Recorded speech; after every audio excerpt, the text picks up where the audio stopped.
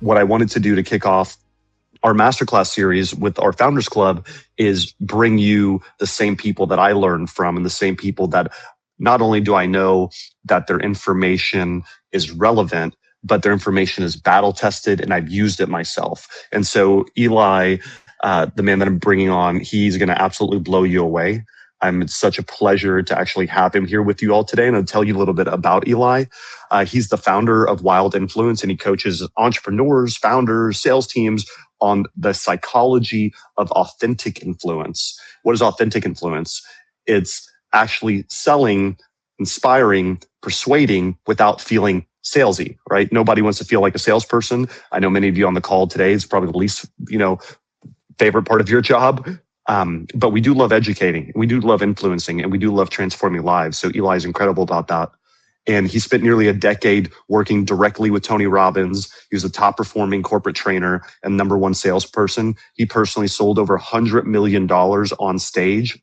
And with a single 1 hour performance, he brought in 12 million in sales. He's delivered over 3,400 keynotes. So this will be a walk in the park for him. And he's personally coached more than 100,000 people on how to sell and lead through genuine connection rather than pressure. And so Tony created a performance reward named after Eli, and a benchmark that no one else in the organization has hit yet. So Eli, you got to help Tony on how to create another Eli. And today he works with founders and operators on the same question you're all working on today: how to communicate in a way that actually moves people to act. So without further ado, let's bring on Mr. Eli Wilde. What's up? Am I here? Can everybody hear me? Yes? Yep. We can hear you. Awesome, guys. So it's great to connect with you again. I probably saw many of you at the Ageless event. Absolutely amazing. As Phil said, I've been in the sales game for a long time, and I got my first sales job selling dental products over the phone to dentists. Hard to get through a lot of the challenges that you face. I did.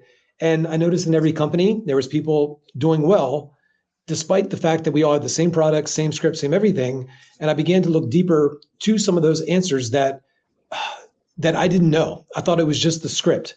And so today we're going to go into some of the psychology. And I know if you're getting objections, you most likely want those tactical answers. So I'm going to give you that. That'll be to the end. We're going to go through some frameworks. But I want to just start with this. And I might have mentioned this at the event, so forgive me if I bring it up again. But when I think of sales, basically what we're doing with these people is we're getting them to make a commitment. And so as you're going to see, that's a stage to the conversation. And a great analogy is this. Imagine somebody, wants to get married, and at the end they get an objection. So let's say a guy, and he is walking his, bride-to-be down the aisle, or her father is, and then there comes this moment for her to make a commitment. Do you take this man to be your lawfully wedded husband till death do you part? And she says, I got to think about it. And the guy calls me up and he says, Eli, I just got this objection. What should I say to handle it? Like, well, I can tell you what I would say. And there are some frameworks, there are some scripts, there are some tactics and tools that can help with that. But you probably missed some things before you asked. So in a conversation, if we broke it down to, 3 things, there'd be this attraction stage, or this opening stage of connection, a connecting stage. And then there'd be a discovery, or in a marriage, there'd be an engagement stage, and then a commitment stage.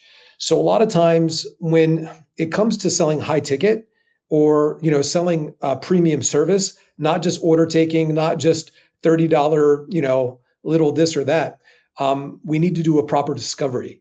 And so the focus of this training is going to be on objection handling specifically, but I pretty much created an entire workbook.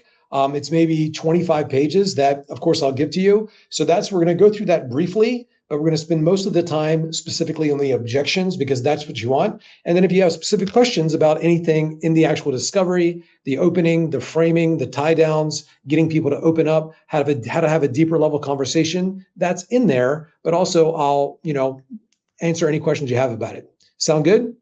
Awesome. And can I see folks here? And can you, just to let me know, are you guys in the chat? Because we're going to go through a fire hose here. I want to make sure I don't leave any of you. Say yes in the chat if you're here. Awesome. Very, very cool. And thanks so much for each one of you that gave me some of the objections you get.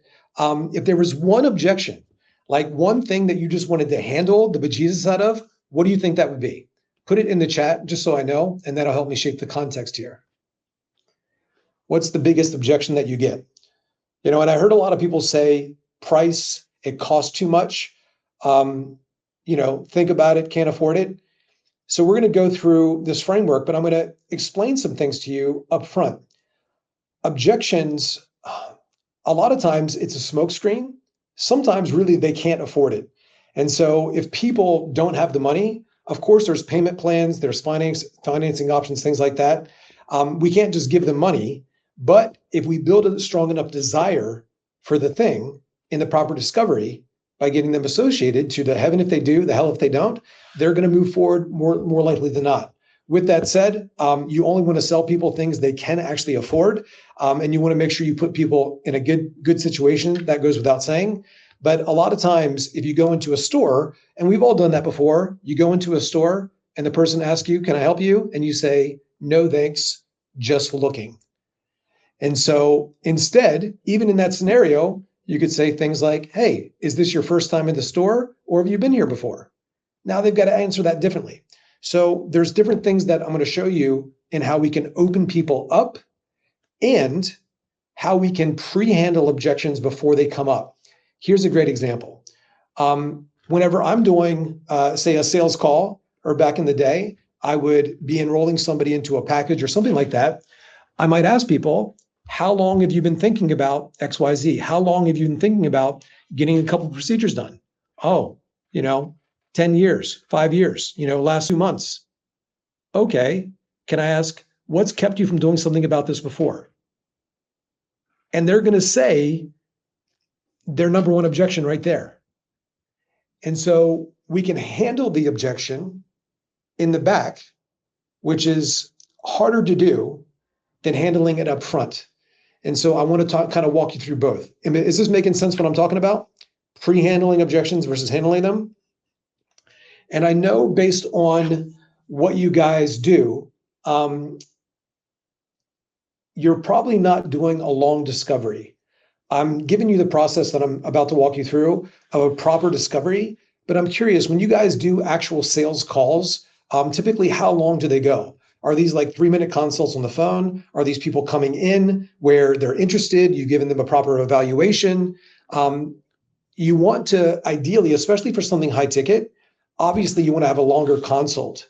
So they're coming in for an evaluation, because you could even have people just say, "Oh, well, I'm just kind of price shopping." Say, "Yeah, we can tell you the price of that Morpheus 8 or that HIFU or that whatever. However, that might not even be the best option for you. We have things that are more advanced, but also more simple. And the worst thing you want to do is overdo it and not look natural. So it might make more sense if we did a consult, and then I can create something custom just for you." So we want to get people in. First of all, we want to be able to give them a proper consult. Short calls, 10 minutes, longest 30 minutes, 10 to 15 minutes on the phone. That's great. We want to get out of the order taking is what I'm getting at. And a lot of times people, they'll just order things. After after I went to this event, I was telling Phil this. I was looking at that dude, Dr. Shino Bay, and I was like, "Man, this is such a beautiful man. I want to look like that." So he's in Fort Lauderdale and I'm down in Miami. And I called probably 20 different, med spas. They just told me the price. They never got back to me. It was awful. So hopefully that's not you guys. Nobody wanted to have a conversation with me. I was like, "Man, these people are hurting." So I've done a bit of research on your industry, not you specifically. And I was like, "Man, there's some room here," but I would have been an easy sell for a lot of these people. I'll find something. I'll probably go see Dr. Shino, but at the same time, there was no discovery. So I think in the industry, there's a lot of order taking, but if you can have some kind of process that you take people through in a discovery, their situation, their problem, the impact of the problem, the duration of the problem, the trigger moment that they noticed the problem was a problem, the impact of the problem. So there's things that we can do to deepen the problem. And in sales, what we want to think about is not being what is called often a product pusher. One would be a problem finder. And so finding problems, finding their source of pain and getting them emotionally connected to the pain and then a clear vision of what they want, now we have a gap. And so then we show them in the actual offer how our product, service, or idea helps them close the gap. So no gap, no sale.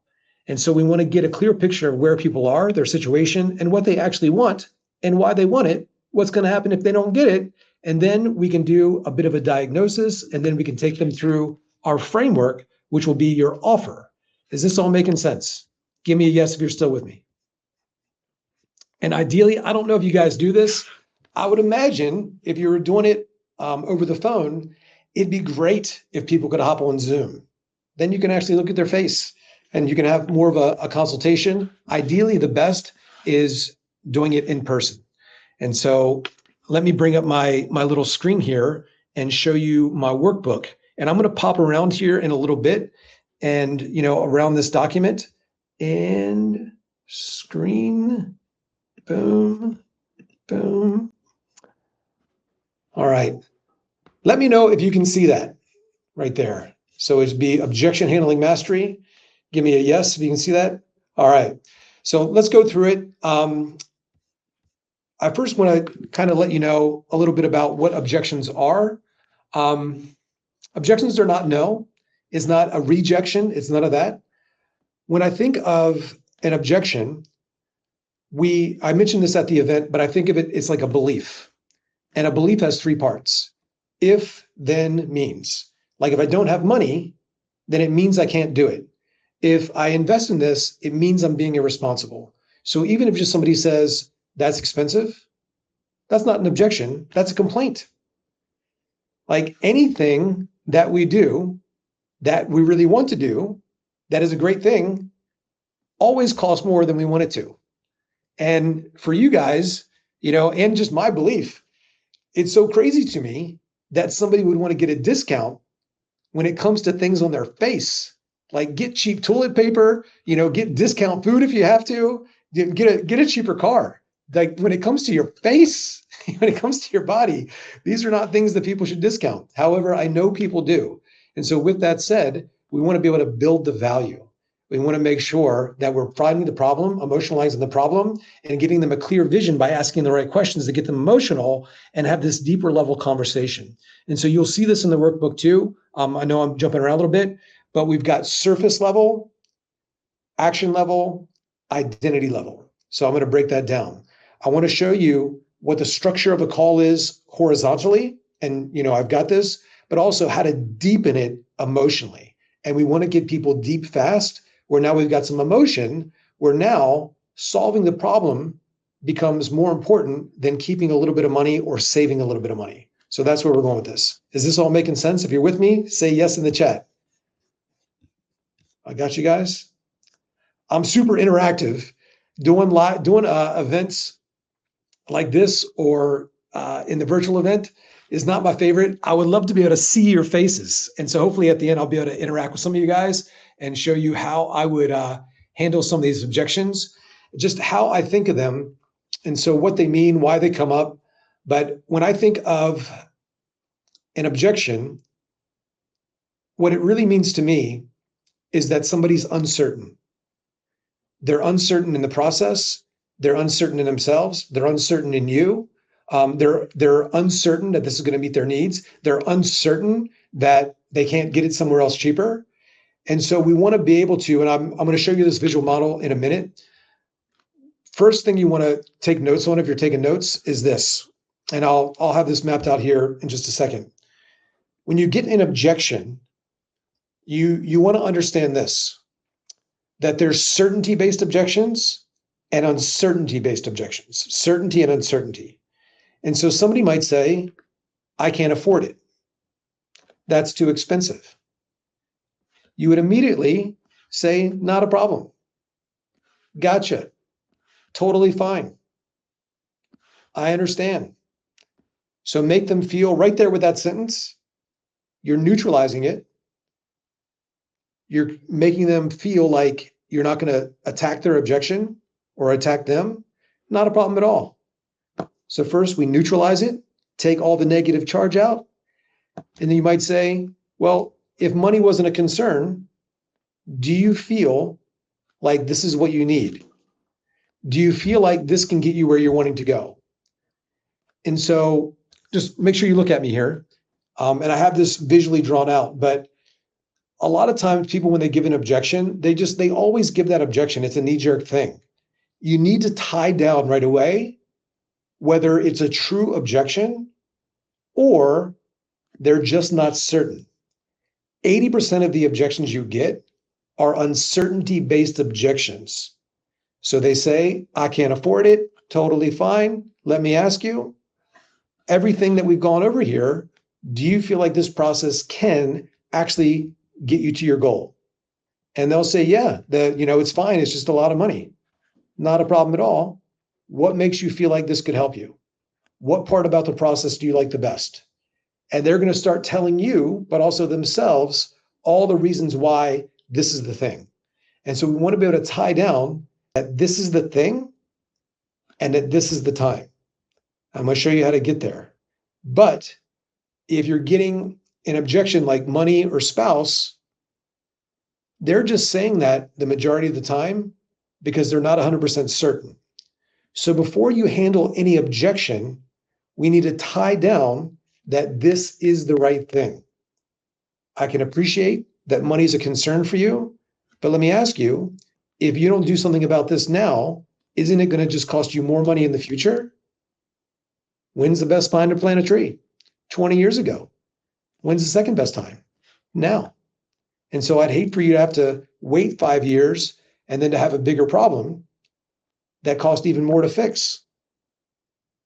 So we can get them in the consequence where we start leveraging them to start doing it now. And I've got 100 language tracks in here that show you what I'm doing on a framing model. But do you understand this piece first? Because it's going to help you with context for everything that we're doing. There's certainty-based and uncertainty-based. If you understand that, give me a yes in the chat. Yep, you're going to get the workbook. It's awesome. I spent a good amount of time. I was up super late last night working this for you. And so let me just go down here. And the way, kind of with that marriage analogy, we got attraction phase. That's them coming in. They're attracted. There's something we want. The discovery, 80% of the sale is made in proper discovery. I'm going to take you through the bare bones of what you need to have in that discovery, but also just thinking through that question that I gave you. What's kept you from doing something about this before? Hey, how long you been thinking about this? What made you interested in this? Okay, at what point did you notice that was a problem? Okay, and is that having an impact on you? In what way? So now they're like getting emotionally connected to the problem. Wow, it sounds like this is really important to you. What's kept you from doing something about this before we had this conversation? And so money's going to often come up there. And that's the place that you want to begin to handle it. Totally fine. We have, the more expensive options, but we also have things that'll fit anybody's budget. It might be better if I ask, and then we're just right back into discovery.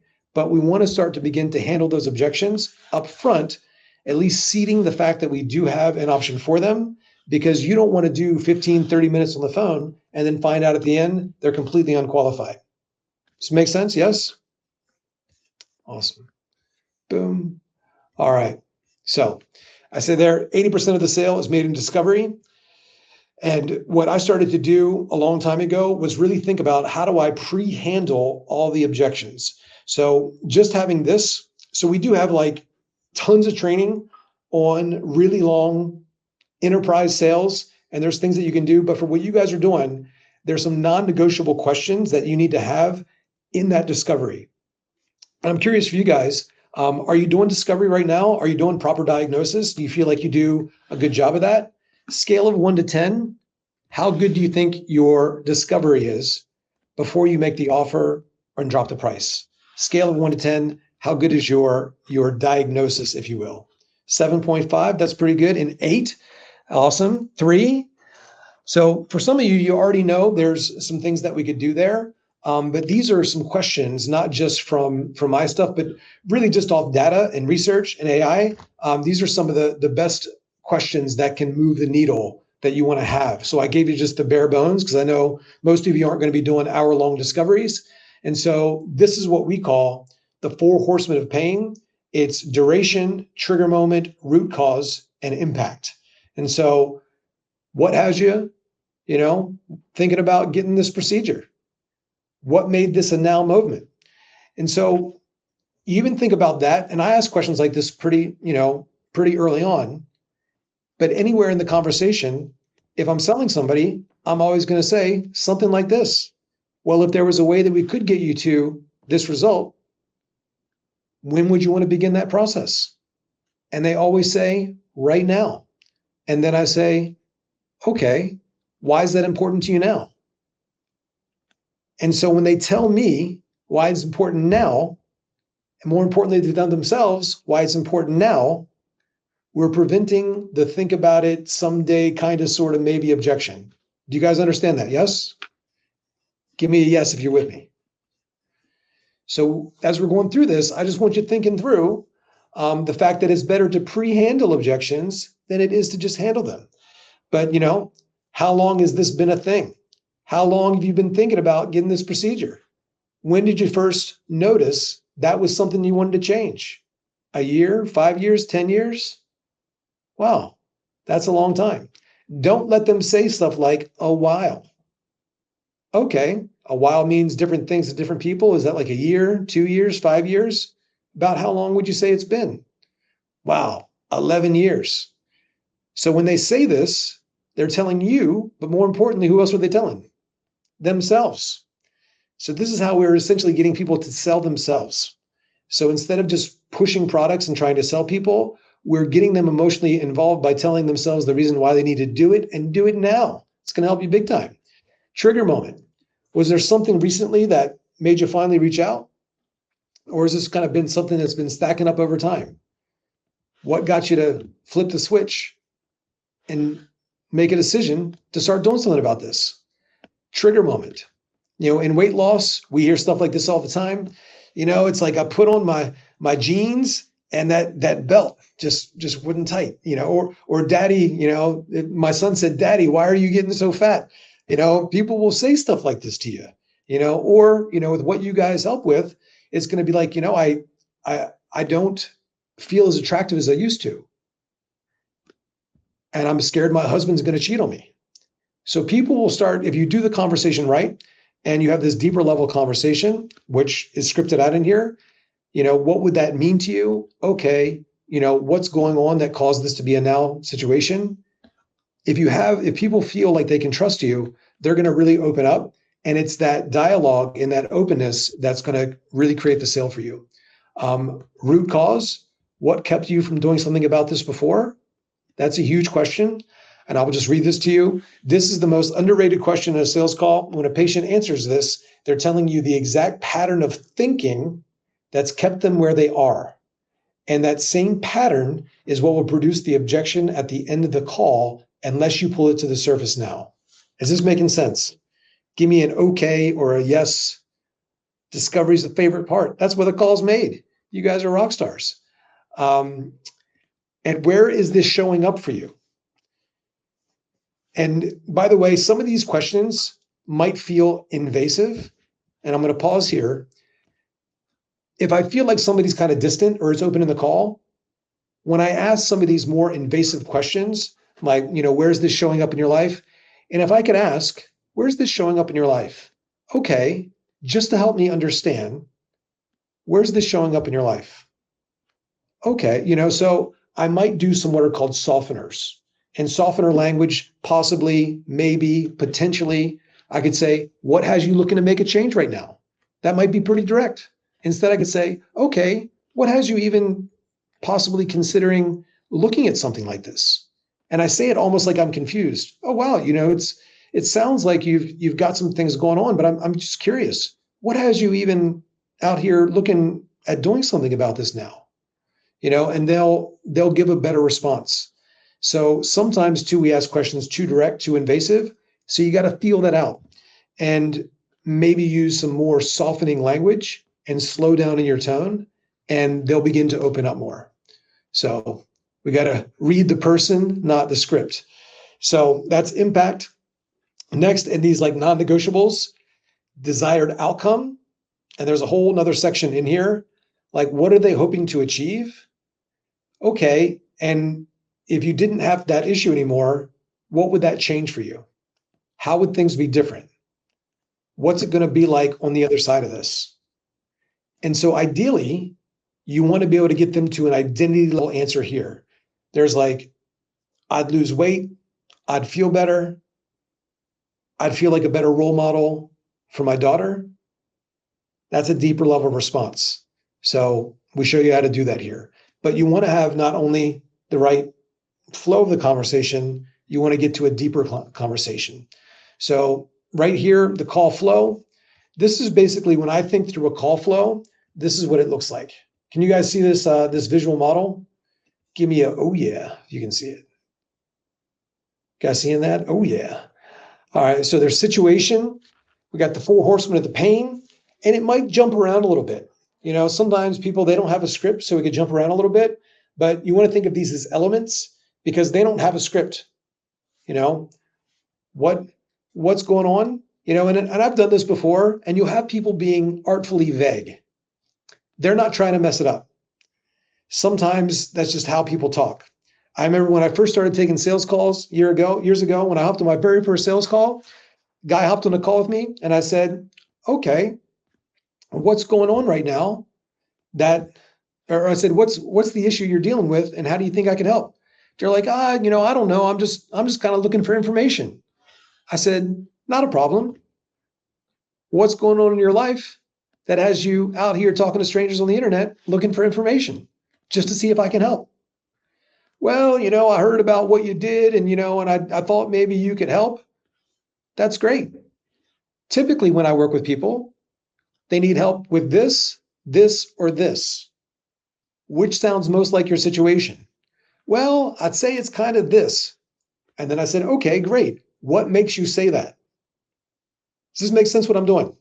So people, you will use these things in this script, but just as clear. And we just did a training on this for our sister company, does 8 figures a month in coaching sales.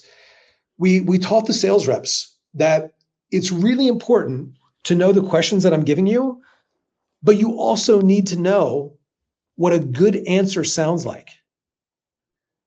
It's like a question is directing somebody's focus, but you can ask a great question and get a bad response. And so often we'll listen to sales calls and the sales rep will ask a perfect question, get a bad answer, and move right to the next question.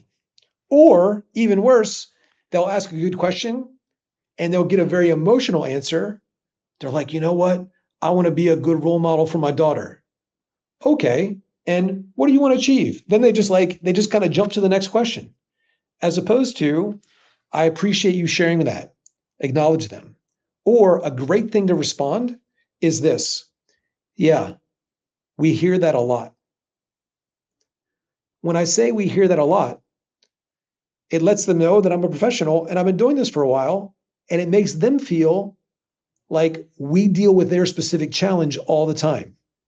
Does this make sense? And this is part of the process of focusing on more than just what we say to make sure people feel comfortable enough to unconsciously have a deeper level conversation with us. Are you guys with me? Yes? You're going to get the entire document. I promise. I promise. I'm not going to hold it out on you. I'm not going to hold it out on you. And so, and there's tons of examples in here, but I wanted to give you a flow of some elements that I feel must be in a good conversation. And even if you got 5 minutes, you can do a simplified version of this. I wanted to give you more, not less, but there's examples, the non-negotiables are in there where you know that you've got to have these pieces there. And so with a proper diagnosis, you want to recap everything they've said, and then you want to transition to the offer. And by the way, and I'm just flowing with you guys here right now, but we're going to go through the actual framework. I'm just building some context for you. Even when I would give people the price in these initial sales calls that I took, I always made it sound like something like this. And the principle of what I'm about to share with you is this. We want people asking for our offer. So I might even say something like this in the transition. Yeah, it sounds like you got this problem and you've been dealing for this long. So I feed back all the things they said to me, and you're wanting to big result. You're wanting to tighten up. You're wanting to look 10 years younger. You're wanting to have that youthful vibe so you can feel more attractive. Did I get all that right? They're like, oh yeah, this person gets me. So I feed back to them exactly what they said. They know that I heard them. They know that I understand them. And then I might say this, well, I can walk you through the process A to Z, show you what it looks like, but you let me know, where do you want to go from here? They always say, show me the process. So they're always leaning in. They're always leaning in, asking for more, which is very different than me pitching them. You guys with me? Yeah? I better see some love in this chat. I'm about to give you the master key. So these are just the basic stuff. We're gonna go deeper in it, but probably 80% of the companies that we consult, they're not doing all this effectively. And at the end, I'm going to show you even what it should look like in your company as to how we do it when we take sales reps through the training on something they need to rehearse over and over again. So outside this training, I need you guys to actually do stuff with it. And I'm going to show you a visual model of what we do in one of our companies with the 600 sales reps that we have, 600. And so they got to live and breathe and memorize this stuff. So the main focus here is that last part today, the handling objections. But again, if you don't do a proper discovery and they don't feel safe and you're not having a deeper level conversation, and ideally, if you're not focused on what a really good answer is and know how to take that answer deeper, where we have an identity level problem, not just a surface problem, you're going to get all these objections, and they're not even real objections. They're smoke screens. Anything that any of us want to do that costs money, it always costs more money than we want it to. And the fact is, these people are spending money on other dumb stuff, but they're finally at a place where we can get them to justify putting themselves first. So it's more just emotion and leverage and depth linked to their identity. And we need to sell the vision, but also really get them associated to what's going to happen if they don't do something. So all that's in the basic discovery. So let me fly down here. Where are we at in here? All right, so we're on section 2. I believe there's should be 5 sections in here. So the call flow, this is really just for each one of those sections I just shared with you. If you want some help with what questions do I ask in this section, I put together, these are just the most proven questions that from all sales. I customize them a bit just for you, but getting into their situation, what's going on? How long have you had that? Before we get into anything, I just want to know a little bit about you. Tell me about yourself. What brought you in today? What made you reach out to us specifically? So these are some situation questions that you can have right in the beginning. There's some examples of 4 horsemen of pain. How long you've been thinking about this? Impact question. What's actually showing? How's this showing up for you day to day?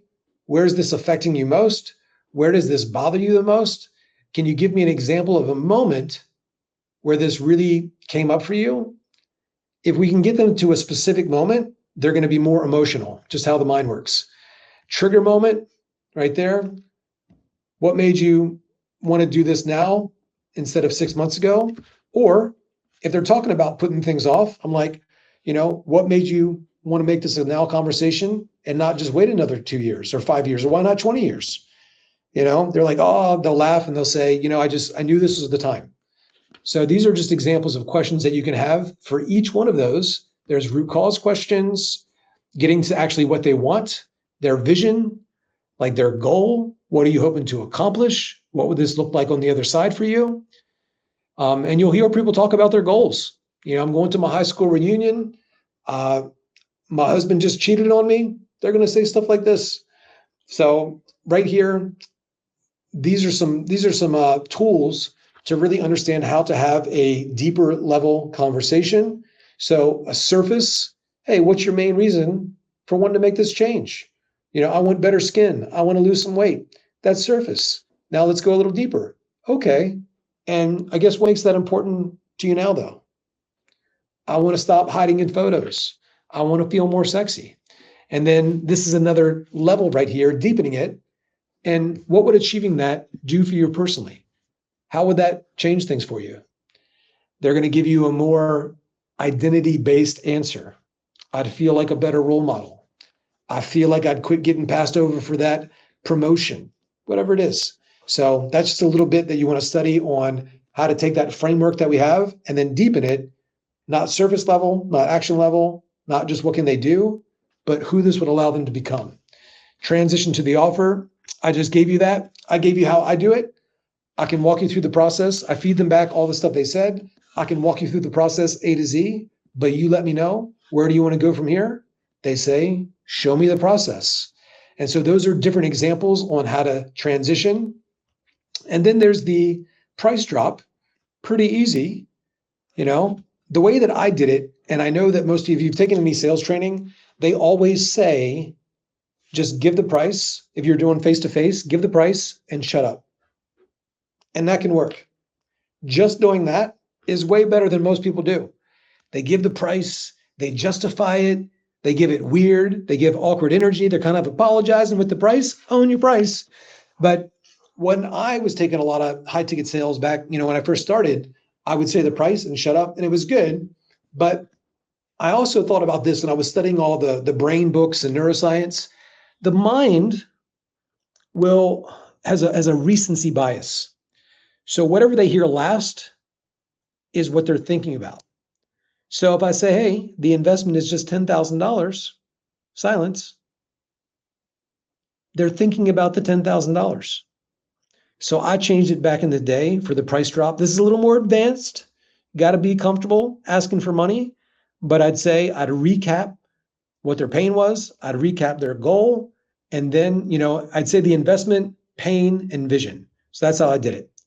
The investment is just 10K. And if you decide to move forward, we're going to get rid of your painful thing, flabby skin, melanesia, all of that, and get you back in your skinny high school jeans so you can feel more confident. How does that sound? Price, get rid of your painful thing so you can have the pleasurable thing you just told me. How does that sound? It sounds like exactly what they told me they wanted. And it's harder. I can say it's 10K and they can give me an objection because they're objecting to the 10K. But if I say it's just 10K and if you choose to move forward, we get you plugged in here. We're going to get rid of that flabby skin. We're going to change that neck thing that you don't like. And we're going to get you feeling more confident so that when you go to that high school reunion, you're going to be a star. How does that sound? Sounds like exactly what they told me they wanted. So it's harder for them to say no to the thing that they told me they wanted than it is for them to say no to 10K. This is making sense, yes? Are you guys with me? I wish I could see you guys. Give me a yes. All right. I feel like I'm talking to myself over here. I'm an only child. Help me out. I need to get a cat or a dog or something in here. Hang out with me. All right.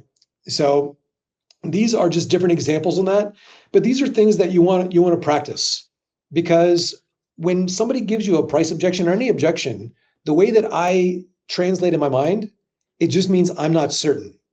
Because if people were 100% certain that this was the thing, they would have everything they want. They'd be beautiful and powerful. They'd have all the things. If they got this, they would say yes. So in that discovery, something I'm thinking about too, one, in my own mindset, is that my thing is the thing that changes everything.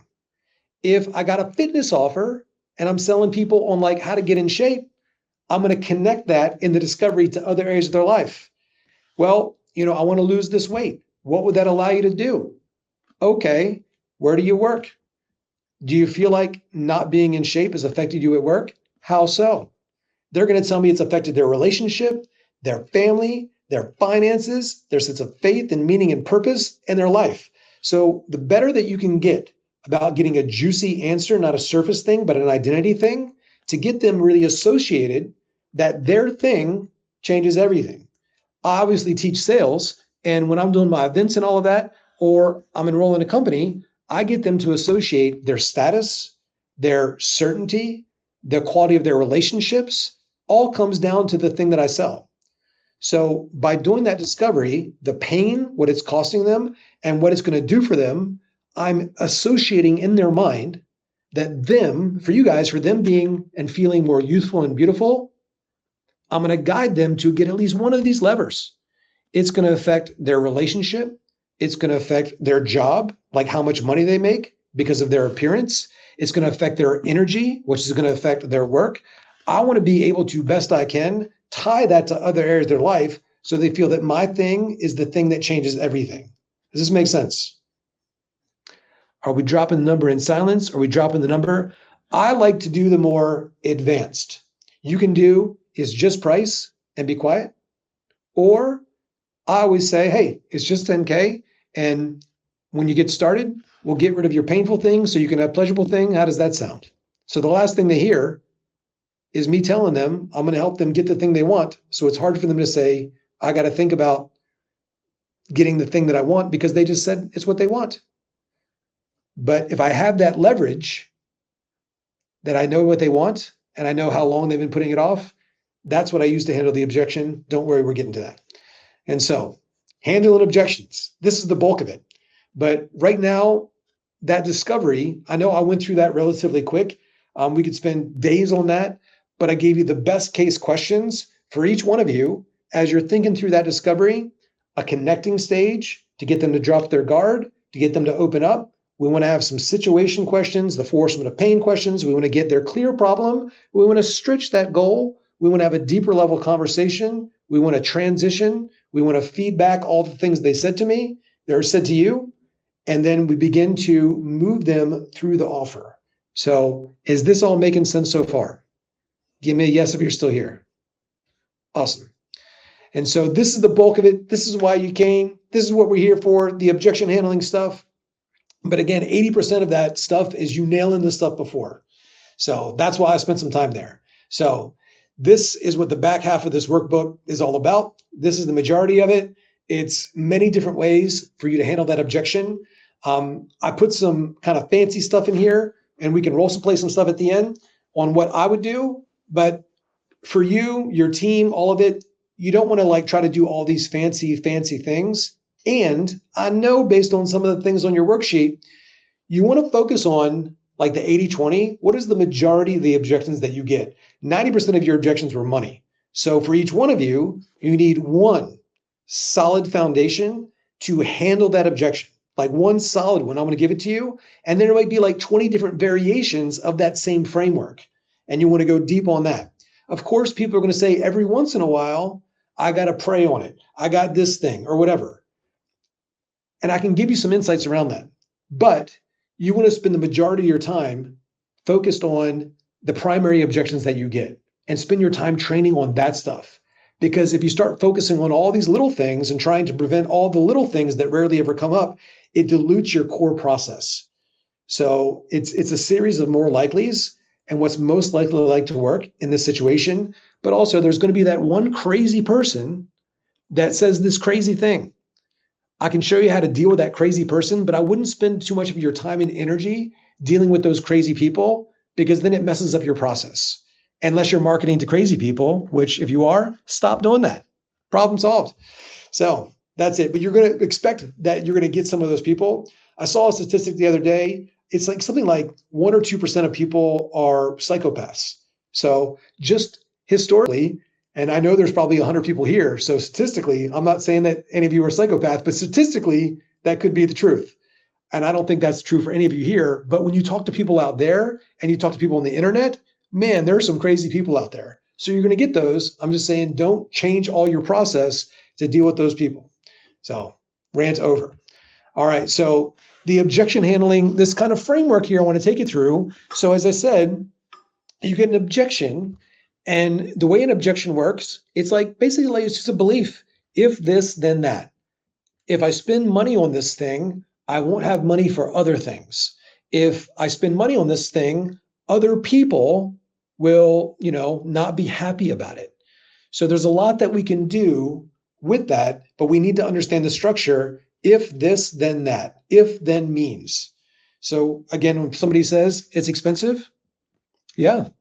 Pretty much anything that people want to do that's of high quality always costs more than they wanted to, but they also realize this is something that's so important when it comes to your health. Doing the cheap thing often becomes the most expensive thing. So you could spend a little bit now and have to spend more to get it redone the right way, or we could just do it the right way the first time. What do you think sounds like a better option long-term? Of course, it's going to be the more expensive thing. And this is just the truth in life. Nothing's cost me more in my life personally than doing the cheap thing. You know, you get a cheap, used, beat up car, it's in the shop all the time, and it's a pain in the butt. So it's like anything. That's just the truth. So there's some language patterns in there, but once I got deep into this, I started looking for the reframing patterns, and we're going to go through that. But base level here, as you're looking at that, hopefully you can kind of see that. I know it's kind of small. When you get the objection, first thing, as I said earlier, you don't want to argue with people. You say, all right, not a problem. Got it. Totally fine. I understand. Again, we call our model in our company. I might have put in here a little bit, but I want you to write this down in the chat. Underneath on Zoom, using the controls. Is that for me, Jeremy? Or is that somebody else? Can you guys see me okay still? Just want to make sure you guys are here. Not for me. Okay, thanks. Write this down in the chat. Just write down the word paid. Make it like bold. Paid. P-A-I-D. Paid. So think of that. When you want to get paid, what they want to do is they want to postpone. That's the P. So A is acknowledge. I understand. Not a problem. I got you. I hear you. I'm with you. Yeah, we hear that a lot. That's not an issue. Acknowledge. I hear you. Totally fine. No biggie. And then isolate. I is isolate. So what you're going to see, and I got a document here at the end that will show you kind of how we begin training people on this. You might handle an objection, and then they give you another objection. They say, hey, it's really expensive. You say, not a problem. We can break it up. And I always say it like that, really ambiguous. We can break it up. And if they're interested, they'll say, well, what does that look like? But if they're just a smokescreen, they'll say something like, well, I just can't do anything now. It wasn't really money. They were uncertain. They say, well, I got to talk to my spouse. They'll start giving you more objections. So that's why first step you want to do is you want to isolate the objection. Like, is this the real objection? That's why we say stuff like, okay, not a problem. Thanks for sharing. And if I could ask, money aside, do you feel like what we went over here today is what you need to get to result? Do you feel like this would actually help you get to your outcome, get to your goal? And I would repeat back their goal. And they'd say, yeah, it's just the money. Not a problem. I'm curious though, why do you think this would help you? What about the process was it that you liked? Well, I like how you do this, and I know how you want to do that, and I got this thing I've been putting off, and they'll start reselling themselves into it. So around the money, people get weird. So this is how we infuse emotion back into it. So it's paid, postpone, acknowledge, isolate, diffuse. And so what we're doing in this process is we're looping back in, step one, we're looping them back in to why they want to do it. So it's like, you think about it like a seesaw. When you got the money there, it's like, burn, like things go like that. So we need to get the emotion back where the heavier thing is their reasons why. That alone will catapult some of those objections off. And so we're kind of just ignoring it, for lack of better words. We acknowledge it though. We're not completely ignoring it. We acknowledge it. And then we loop them back into that we want to get them certain on the process. So I might say, not a problem. I can appreciate you sharing that. But let me ask you, do you feel like what we went over is what you need to be able to get to your result, to get to your goal? And they go, well, kind of, sort of, or they say, yeah. That means that means no, basically. And so you need to, before you go into any objection handling, we need to be clear that they're certain that this is the thing and now's the time. They just got to deal with the partner or the money. Because if they're not certain about the procedure, no amount of time or money objection handling is going to work. Does this make sense? Are you guys with me? I got some new comment. My thing's a little bit frozen here, but there we go. Awesome. So just making that sure that's clear, because like if you're not doing that, none of this extra stuff works. So we're going through some foundational stuff here. That's what it looks like. And now let's break it down. And so this is the meat. This is the meat. So I just put some stuff in here about energy. Again, like how you actually ask for the money. And if any of you have like money wounds, go to the mirror and practice. It's just 10,000. It's just 20,000. It's just 100,000. And so if the money feels big to you, you're going to hesitate when you ask for the money. It's got to just be completely normal. So example language, the investment to get you from where you are to where you want to be is, or the example I gave you, the investment is this to get rid of your painful thing so you have a pleasurable thing. Yes, you just want to practice it. Pick one, practice it. What not to do, say, well, it's going to kind of sort of be around this. Well, unfortunately, it's going to be really expensive. I don't know. And what people do a lot of times too is they rush into financing. They'll say something like, it's $5,000 on a payment plan. It's this, this, and this. And so they immediately give the payment options when they give the price. That's your negotiating power. So you want to give the price. Hey, price is this. We'll get your painful thing. You can have a pleasurable thing. How does that sound? It's just, a little more than I was thinking. Not a problem. Thanks for sharing that with me. And I'm curious, money aside, do you feel like this is something that could actually help you? Okay. How do you see this helping you the most? What do you like about the process? Well, I'd like to this and that, and I have been putting this off for a long time. And okay, all right. If it is just the money concern, I can tell you really see the benefit in this. Would it help you if we broke it up? What does that look like? Or they might just say, yeah. So now I use the payment plan as negotiating power. If I was to break it up, is that something you'd feel comfortable with, moving forward with today? So it's kind of like, I do this for you, you do this for me. Are you comfortable? Does this make sense? Are you with me? And they'll say, yeah. You guys with me? Yes? Awesome. I'm going to just going to assume that's a yes. Awesome. And there's some more stuff on there. So again, here's the first move. And this is basic. I gave you a bunch of examples. You get an objection. You want to train this. Somebody gives you an objection. Just get in the habit of saying, not a problem. Not a problem. The patient is expecting you to be combative. They've been trained by every bad sales experience they've ever had to expect pressure from you the moment they get pushback. They're bracing for, well, you really can't afford this, or some kind of rebuttal or some kind of push. What do you exactly need to think about? We've all had those bad experiences. So instead, you want to diffuse the pressure so you don't build extra pressure and tension and make them feel like you're selling them. So one, you're diffusing it. And two, you're signaling that you're not attached to the outcome. Not a problem. So it communicates a lot just by saying a little. So practice that until it's automatic. From there, as I said, we're diagnosing, is it real or just uncertainty based? Treating every objection like a real objection is a huge mistake. So they might give you a money objection, but they're really just uncertain.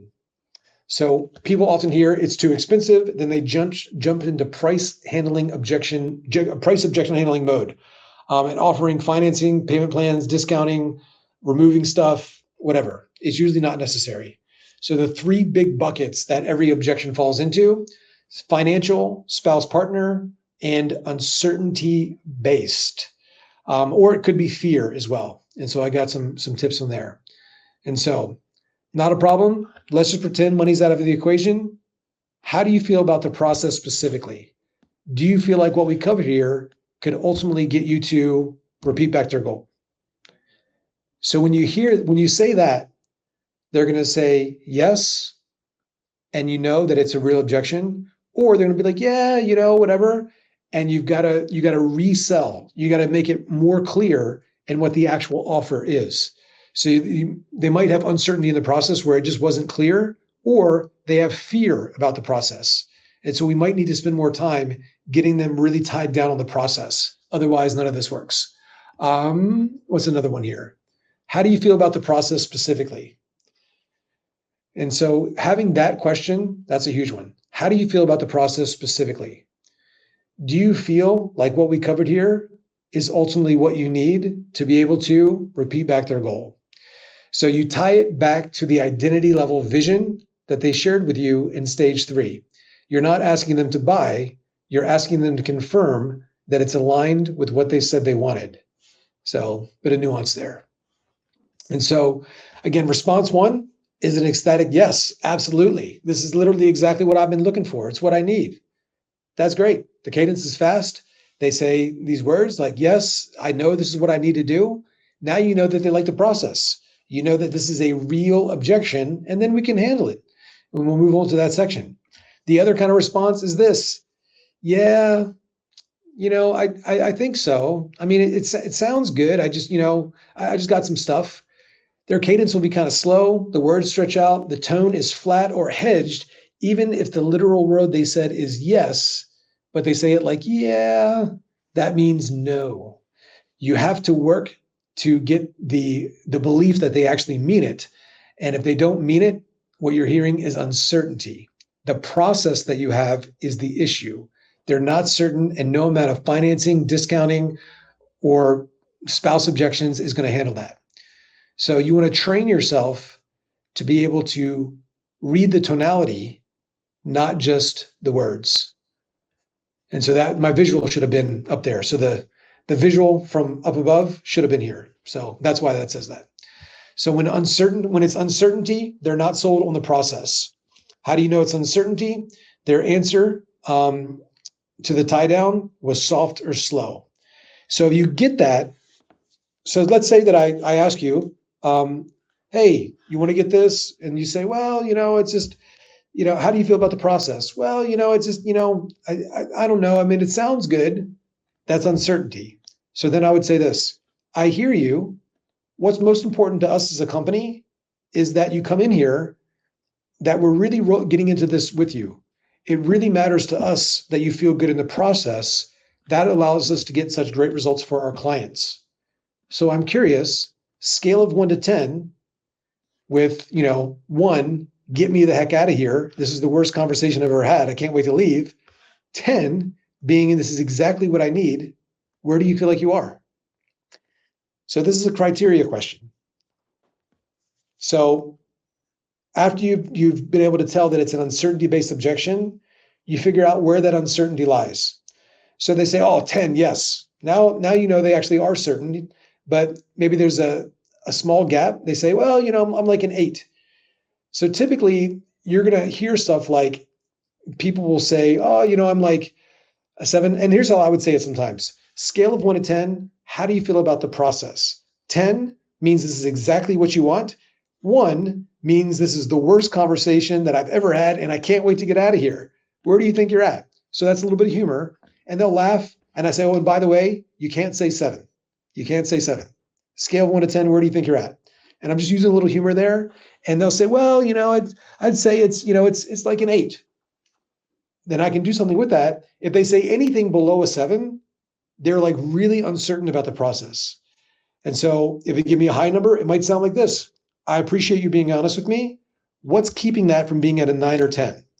So that's the objection in there. They're not certain in the process. And there they might say, up the road could do it cheaper. Or they might have something. And say, just real quick, some of you said that in your thing. Well, this other place could do it cheaper. Of course, you can get a car for 300, or you can spend 300,000. When it comes to getting what you want, like if both of us had the same price, which one would you choose? They're going to be like, I go with you guys. But the reason the price isn't the same is the same reason you would go with us. It's higher quality. And when it comes to your face, when it comes to your body, when it comes to your health, do you think it's better to do the cheapest thing or the most effective thing? What we're doing with a reframe like that is we're taking them out of cost-based thinking to results-based thinking. You can always get something, you could probably get the $5 version of plastic surgery on a street in Guadalajara. But I don't know if I would make that decision if I were you. I don't think that's what's best for you. People that want a bit better because they believe they deserve a bit better are willing to spend a little bit more. However, people that are always looking for the cheapest thing actually end up paying a lot more in the long term. Does this make sense what I'm doing? So there's a million different ways, but I'm just kind of letting you know really cleanly like the psychology of what I would do with it. But let's go back to our model. So I appreciate you being honest. What's keeping that from being at a 9 or 10?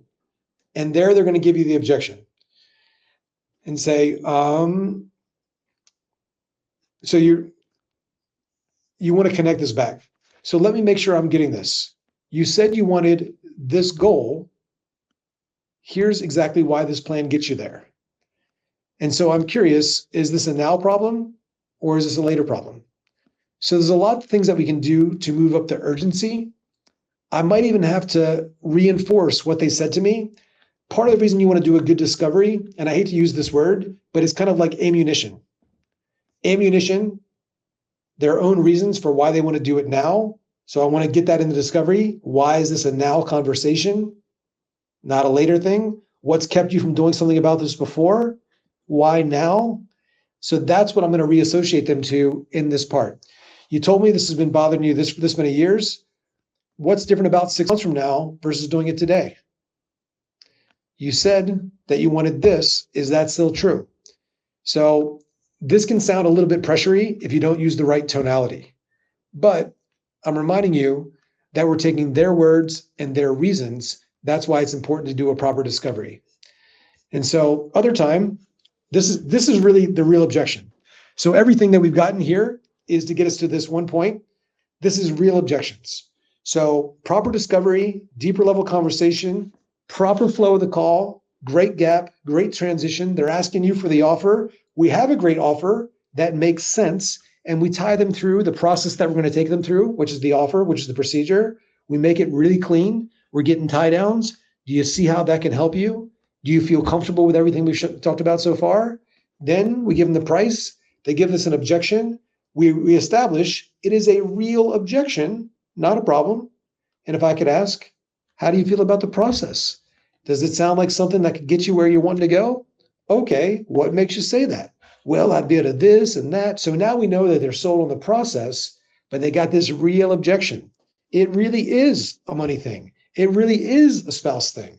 It really is something. Now we deal with that. So here, the double tie down. I hear you. Just to be clear, money aside, is there anything else that's keeping you from being 100% certain that this is what you need? So this is the isolation. We're tying down. They say, it's just the money. Okay, just to be clear, the double tie down, is there anything else that's keeping you from being 100% certain that this is what you really need to feel confident again? You want to get a good response there. They said, I really want to, I just need to talk to my husband. You say, got it. Just to be clear, getting your husband bought in, anything else outside of that? Is there anything else outside of that that's keeping you from being 100% certain that this is what you need?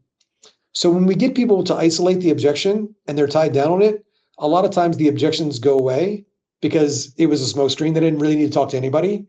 When we isolate it like this, they realize that it's dumb and they do it anyway. But sometimes you might really need to talk to the spouse, but you want to take it through the proper sequence. That said, I love it.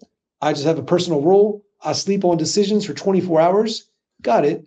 Just to be clear, taking 24 hours, outside of these 24 hours, you're 100% in.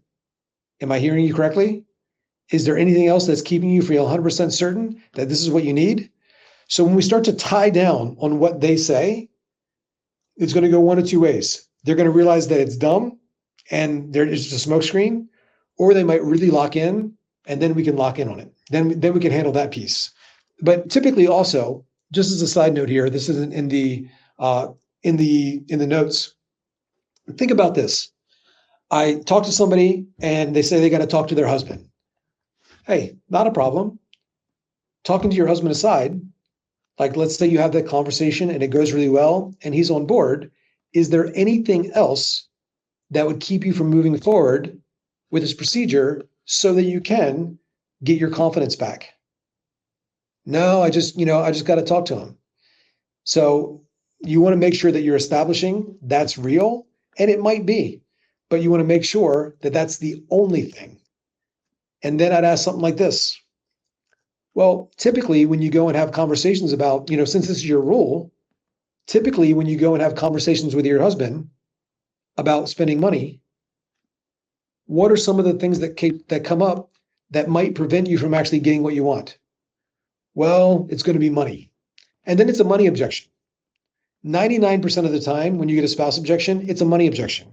So the way you get to it, yeah, I'm married to, happy wife, happy life, happy husband, happy life, whatever it is. Say, yeah, totally get that. And when you go and you talk to your husband about these things, typically, what are some of the things that come up in that conversation? Just so I understand, to see if I can kind of help you navigate that conversation when you do talk, because I can tell this is what you really want. What are some things that come up in that conversation that could prevent you from getting this done for yourself? Well, it's always money, okay, money aside, is there anything else? And so I tie down on money, and then I'm going to offer a payment plan, just so you know that's where we're going. And a lot of times, if they could just get down to a payment plan, they'll still do it. Is this making sense? Yep. Are you guys with me? I'm going to look at the chat. Every once in a while, give me a yes in the chat, just so I know you're here, talking to myself. All right. Finances. So here we got multiple payment options. You want to start smaller. You could reframe the investment. You could go into, these are different reframes here. Opportunity cost, genuinely can't afford it. You can honor it, push back, offer to stay in touch, offer a lower T option. If it really is money, then that's what you have to do. But a lot of times we've just not built the value. Spouse, you can say, hey, let's call them right now. Totally fair. Let's get them on a call. You could coach them. That's what I was starting to show you. And I've done this countless times where I'm like, Susie, is this something you really want? I can tell, that you're passionate about this. Why don't we do this? Let's pretend I'm your husband and you're going to have the conversation. Because the worst thing to do is to say to your husband, yeah, I talked to these people and there's this thing that I want to do. It's really expensive. Do you think I should do it? What is he going to say? Of course he's going to say no. That's what he always says. How about we role play the conversation right now, Susie, just to see if I can help. It'll be really fun. And then just in role playing the conversation with her, a lot of times people are just like, you know what? I'm just going to do it. But sometimes you role playing the conversation, they'll go back there and they'll have a better conversation. And sometimes if it truly is an objection, if they truly got you, but you take them through this process, a lot of times they'll just do it. So on the flip side of it, you actually helping them have that conversation, it makes the conversation go a lot better. But ideally, you want to get the sale right there. You want to ask for it. Coach them on how to bring it up, tie it down. If your partner says whatever you think is best. So, and another one on partner is this, and I say this all the time. Okay, so are you just looking to get his okay out of respect? So you just want to check in with him out of respect? Or do you truly need permission? People hate hearing that. Like if I said to each one of you, so are you saying that you need permission to be able to do what you want?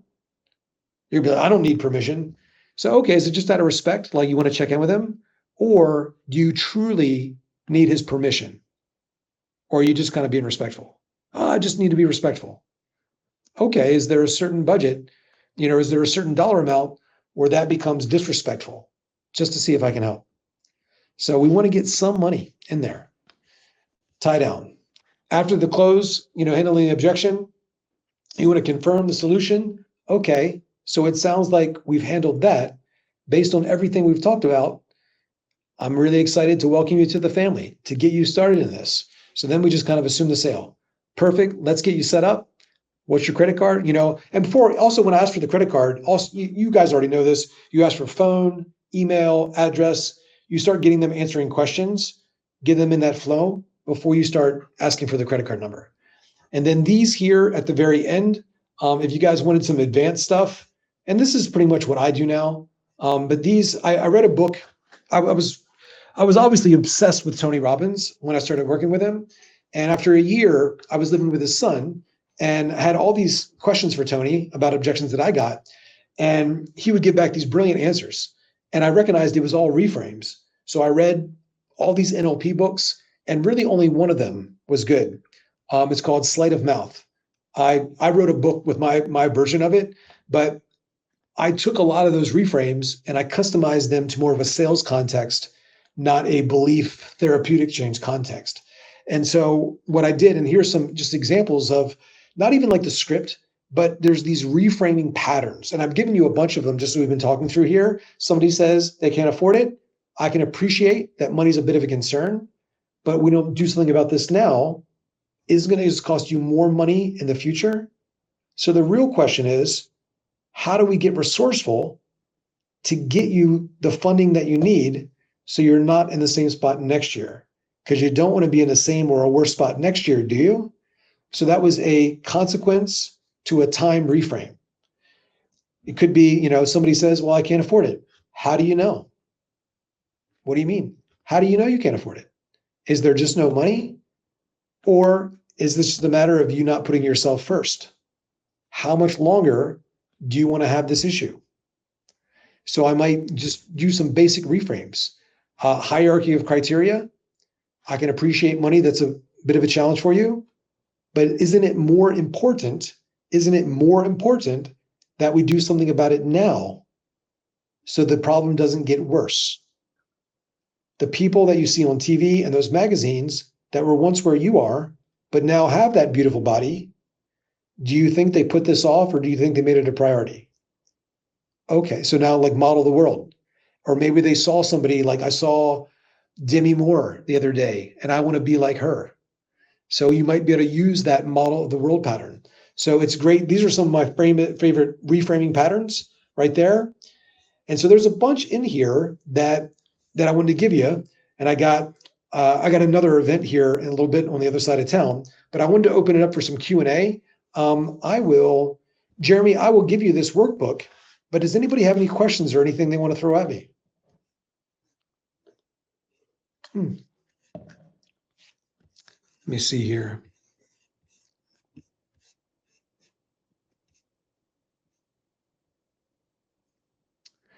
My reframe book, if you go to my Instagram and comment NLP, I think it'll show up.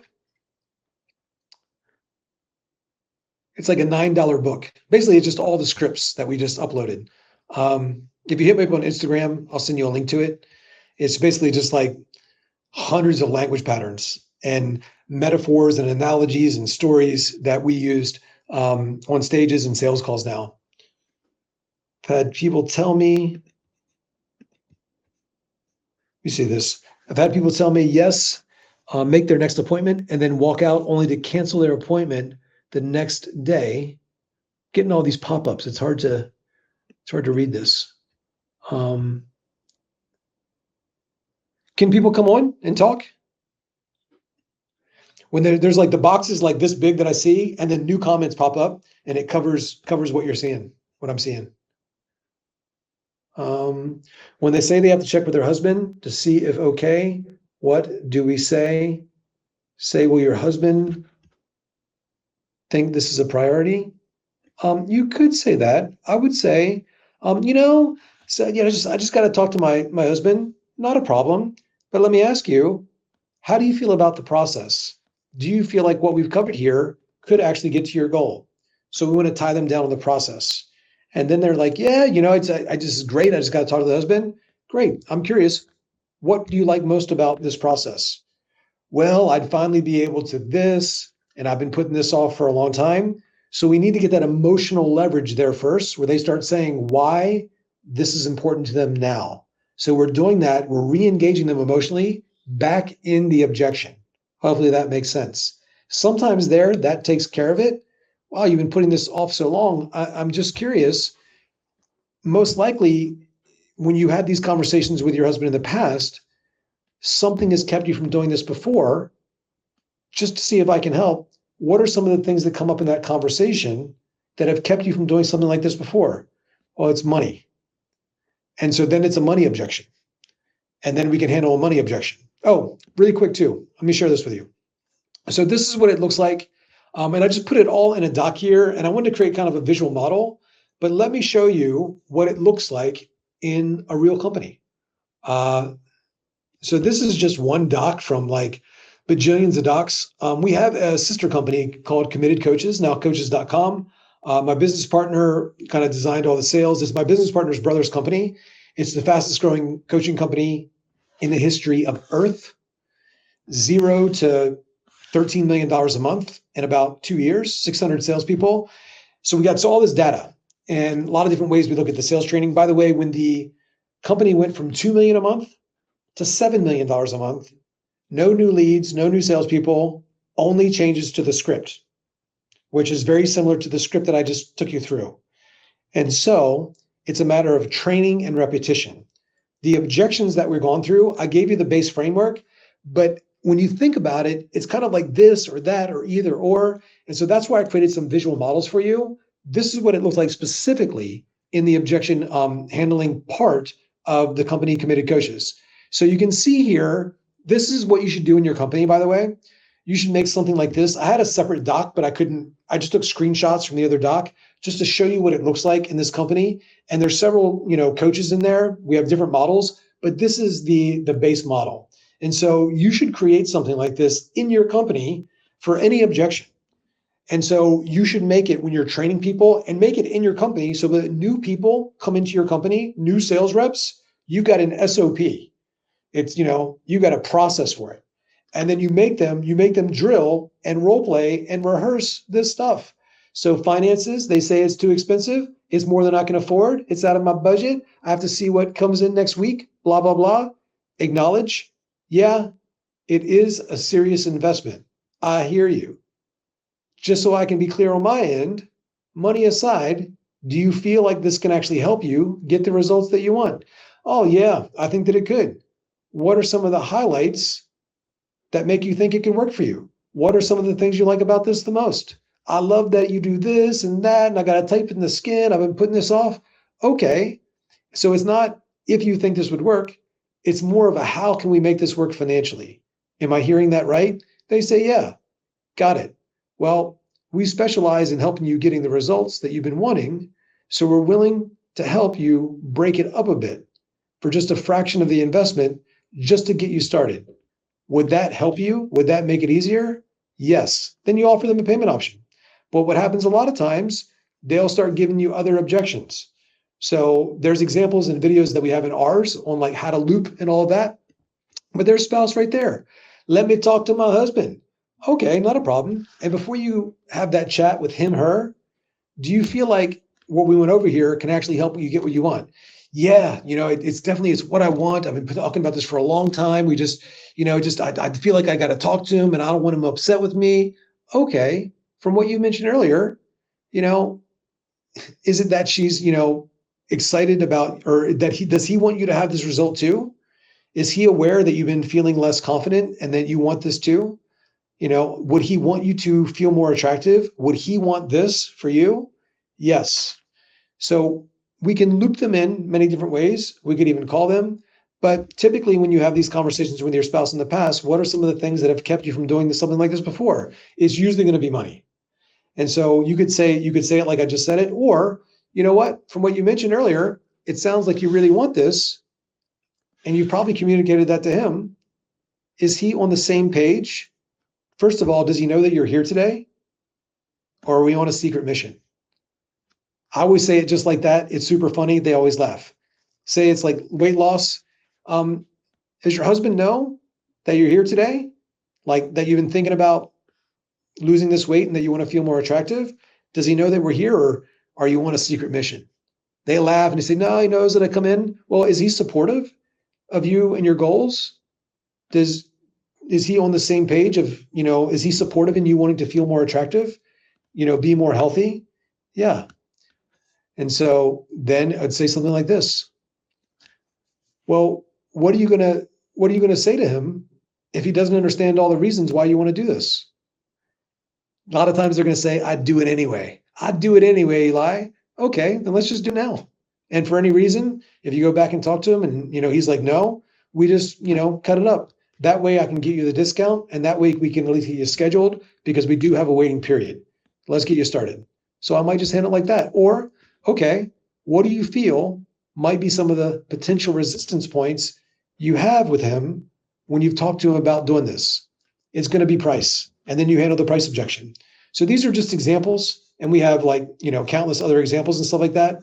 But in your company, and it goes down, and it goes down for, a while. But this is how I would do it in your company. Just with what we covered here today, I think you should have your own in your company, like your own custom model like this. But this is your workbook. So you can modify what you did. But this framework right here, we literally do 8 figures a month in sales with this. For you, you can take some of the stuff that we talked about above and create kind of a custom roadmap for your own, but you want to drill on these things. And if you have a dedicated salesperson in your company, that, got to role play. Got to role play with somebody like every day, once a week, something like that. Have them actually role playing a little bit, take this stuff at home, but like literally any objection they should be able to handle. But there are not that many. You want to be able to isolate. You want to be able to tie it down, have really clear payment options. If it's a spouse objection, it's going to most likely be money. You got a handful of questions that you ask, or it's going to be a timing thing or a fear thing. You just want to be able to handle that. Make sure that you know that it's a real objection, not an uncertainty-based objection. You want to get them tied down on the process and then move them through some commitment questions. Ask them why they feel like this could help them, what it would do for them. That gets the emotion back into it. And then it's just a series of tie downs and agreements. And you're going to end up doing payment terms a lot of times, which if you have people that truly can't afford it, it's more of a marketing issue than it is a objection issue, because we can't get people to come up with money they truly don't have. But for a lot of people, economy is tough, all that stuff. You're going to have really awesome payment options, or there's things out there too where you can get funding, or they can get some kind of procedure. But with all of that, in order for them to sit through that process, they need a great discovery, and they need strong emotional reasons to do it now. Does this make sense? Awesome. Does anybody have any questions for me? And Jeremy, if you want to come on. Boom. Anybody have a question for me? Hop on live.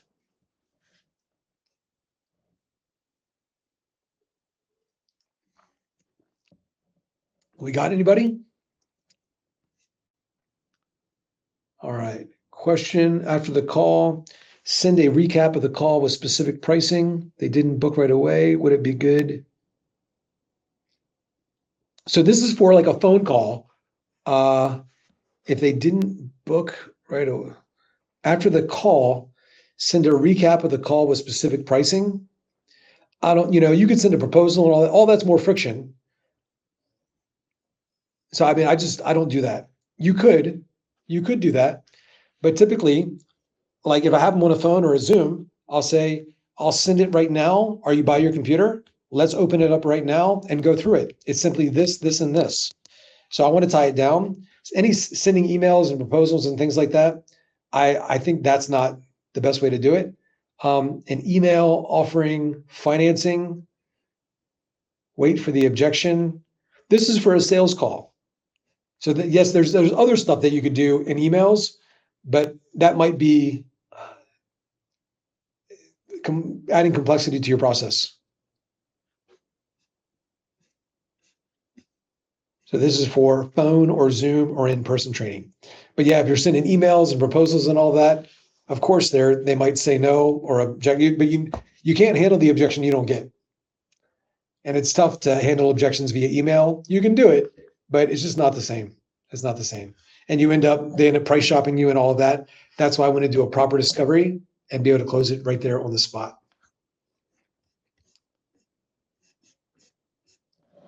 Mr. Jeremy, anybody want to come on? Got any questions for me? I got to take off in like 4 minutes. I got an event down in Coral Gables for the evening. Awesome. That's it. Mr. Jeremy, I am going to send you my document I'll send it over via email. Just here talking to myself. Don't mind me. Just hanging out. I was hoping I get to role play with some of you guys. It's a lot of fun. All right. Well, if that's it, it's amazing getting to talk to you guys.